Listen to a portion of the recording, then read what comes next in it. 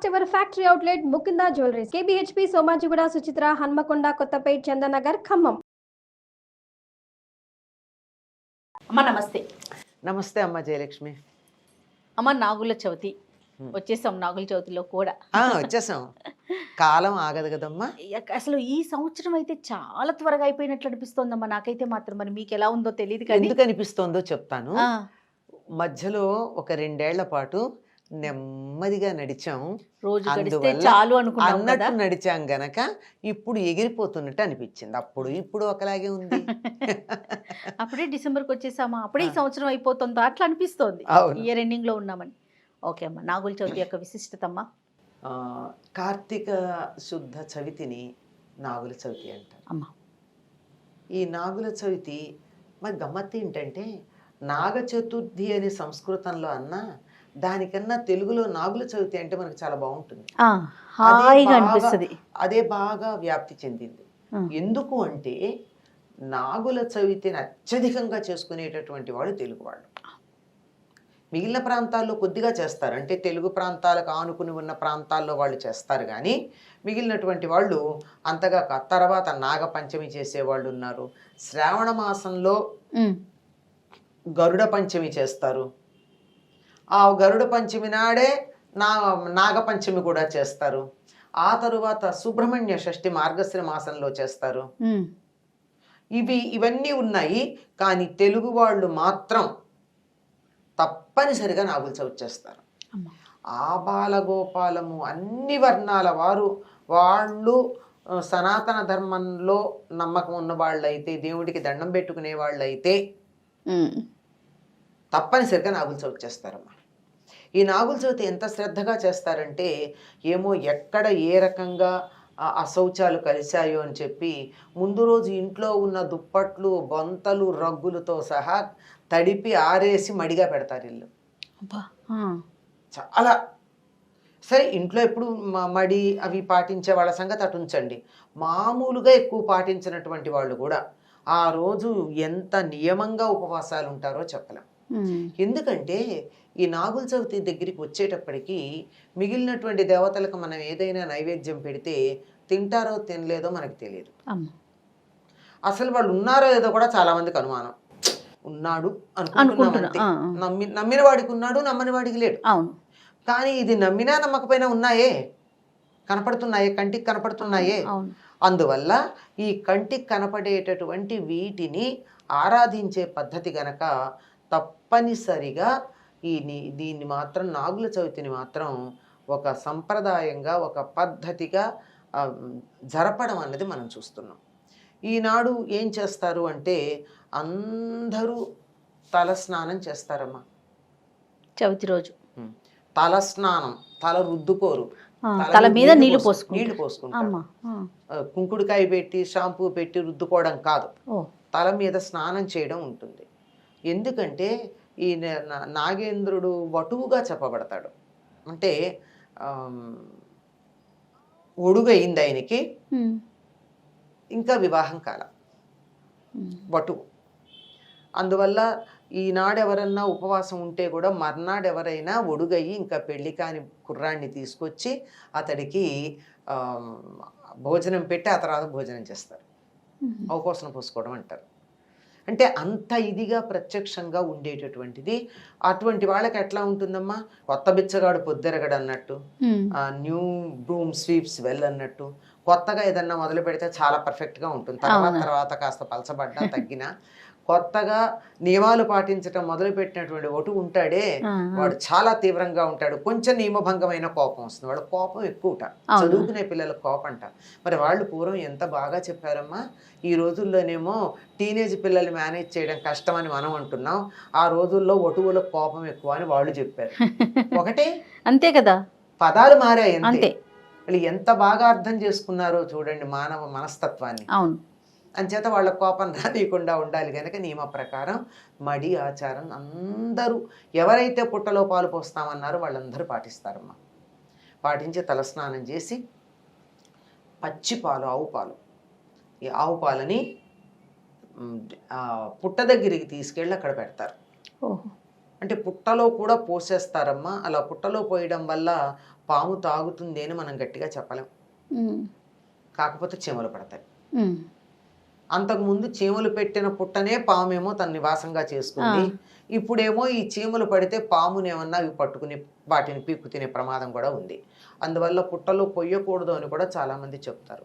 కానీ కొంతమందికి భక్తి ఎంత తీవ్రంగా ఉంటుంది అంటే విశ్వాసం, పుట్టలో పాలు పోస్తారు. పైగా పాములు కోడిగుడ్లు తింటాయి గనక ఆ కోడిగుడ్లు కూడా వేస్తూ ఉంటారు. ఇదంతా మరి ఒక రకంగా నివారించవలసినటువంటి పనిగానే చెప్తూ ఉంటారు తెలిసిన వాళ్ళు. కానీ ఎక్కువ మంది చేసే పని ఏమిటంటే పుట్ట దగ్గరికి వెళ్ళి నమస్కారం చేసుకుంటారు, పుట్టకి పూజ చేస్తారు. ఎందుకంటే ఎవరు పుట్ట కొట్టేసి మళ్ళీ రేపు అందులో ఉన్న పాములకు నివాస స్థానం లేకుండా చేస్తారేమో, అందుకని దానికి కాస్త పసుపు కుంకుమ వేసి ఆ పూజ చేసి ఏదో ఆయన మరి వటువు కదా యజ్ఞోపేతంగా పత్తితో చేసి ఇవన్నీ వేస్తారు. ఇవన్నీ వేస్తే ఎవరు దాన్ని కొట్టరు కదమ్మా. అవును. అందువల్ల ఒక విశ్వాసం వల్ల చేస్తారనుకుంటా ఈ పూజ చేయడం ఉంది. కానీ సంప్రదాయం తెలిసినటువంటి వారు ఇంట్లోనే గద్దెనాగుడు అని చేస్తారు. అంటే బియ్య పిండితో చక్కగా అందులో కొంచెం బెల్లం కలిపి పచ్చి బియ్య పిండిని దాన్ని ఇలా చేసి పాముల్లాగా చేసి చుట్టాలు చుట్టి ఇలా పెడతారు. చక్కగా ఉంటుంది. ఒకటి పెద్దది ఒకటి చిన్నది రెండు పెట్టి దానికి పాలు పోస్తారు ఇంట్లో. అమ్మా అంటే ఇందులో ఆ నాగేంద్రుడిని ఆవాహన చేసుకుంటారు. అంతే కదా. మనము విగ్రహాల్లో ఎలా పెట్టుకుంటున్నాం, రాముడి విగ్రహం పెడితే రాముడిని పూజ చేస్తున్నామా, రాముడి విగ్రహం పెట్టి అందులో రాముడి భావనని మనం ఆవాహన చేసుకుని పూజ చేస్తున్నాం. ఆ విధంగా ఇట్లా చేస్తాం. ఈ చేసేటటువంటి పాలు ఆవు పాలు కాచినవి కాదు, పచ్చి పాలు ఇవ్వాలి. అసలు ఏది వేడిది పెట్టకూడదు.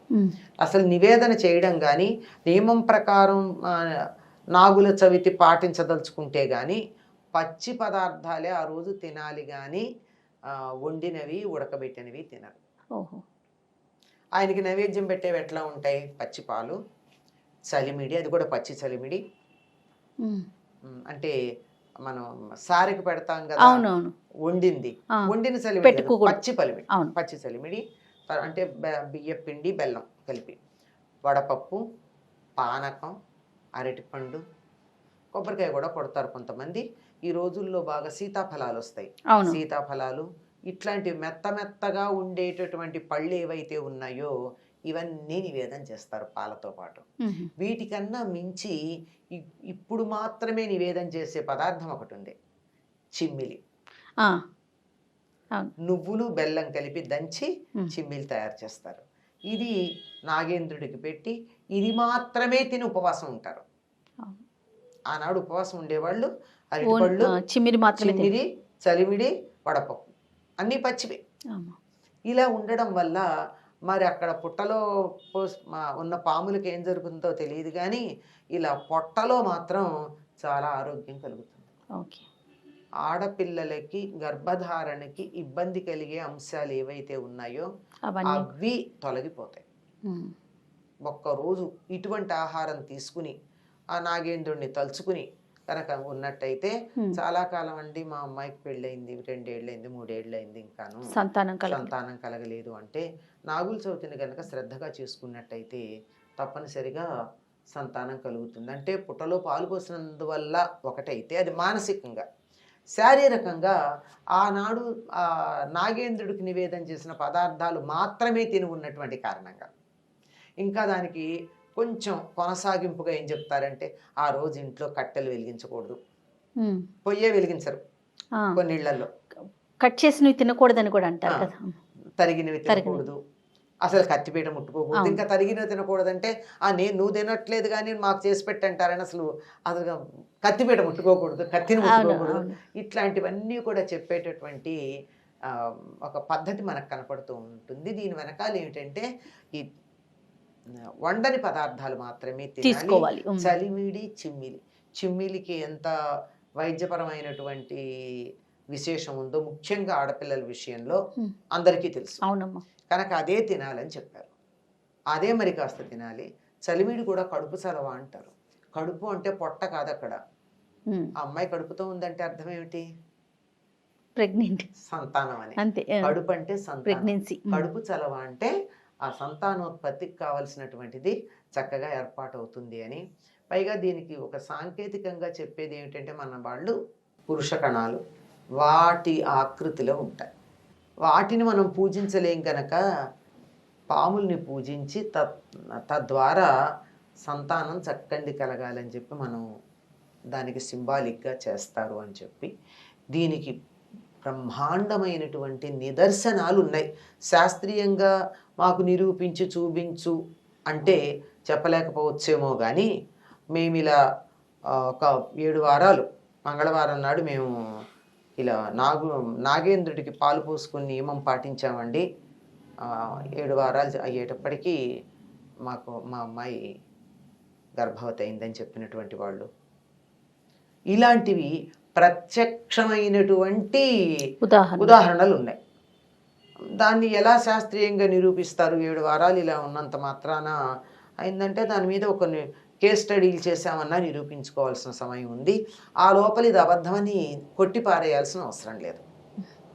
మరి పుట్ట దగ్గరికి వెళ్ళి చేసే పని ఏమిటంటే, పుట్టమన్ను తీసుకొచ్చి చెవులకు పెట్టుకుంటే చెవులకు సంబంధించిన చెవుడు మొదలైన సమస్యలు ఏమన్నట్టు చెవి నిప్పి అలాంటివన్నీ పోతాయని కూడా ఒక విశ్వాసం. తప్పకుండా. నమస్తే. నమస్తే అమ్మా.